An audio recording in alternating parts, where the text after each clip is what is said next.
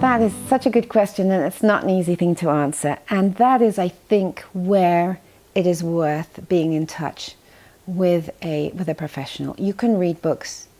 In my book on the Selective Mutism Treatment Guide, I give ground rules of how to build exposure stepladders, but it's not easy, and it's often not easy if it is your child with all of your emotional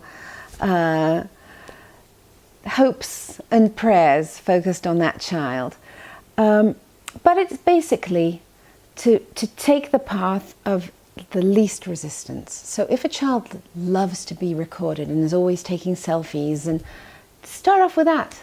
That will be easy for the child. If not, then perhaps practice playing Chinese whispers at home, a whispering game, or games that require speech like headbands, Guess Who, lots of wonderful apps on the iPad like Puppet Pals or Doodlecast. You have to assess the child, know his preferences and dislikes, and also it's a matter of trial and error, and it's not the end of the world to try a small step forward and see it hasn't gone well.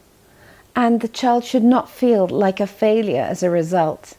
It's something that he's tried and hasn't worked out, and we're going to go back to the drawing board and think of something else. I want to make one more point, which is the degree to which the child is involved in building these stepladders depends on their age. When a child is young, I would say up to the age of about 8.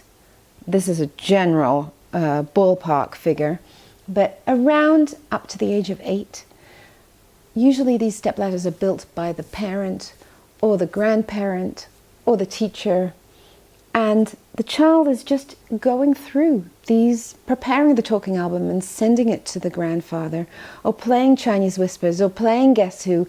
He's not sitting in front of a paper with the steps of the stepladder and filling them in together with a parent, because that raises anxiety.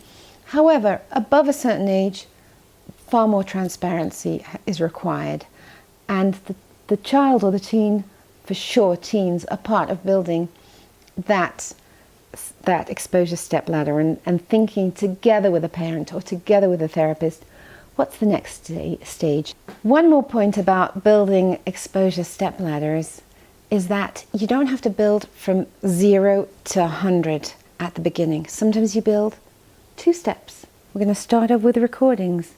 First without the grandfather there. First without the child there, just with the grandfather alone, and then the child together with the grandfather the following step, which might be the following week. And maybe no further than that, because you're going to see how it goes, and then you'll know what can we try next.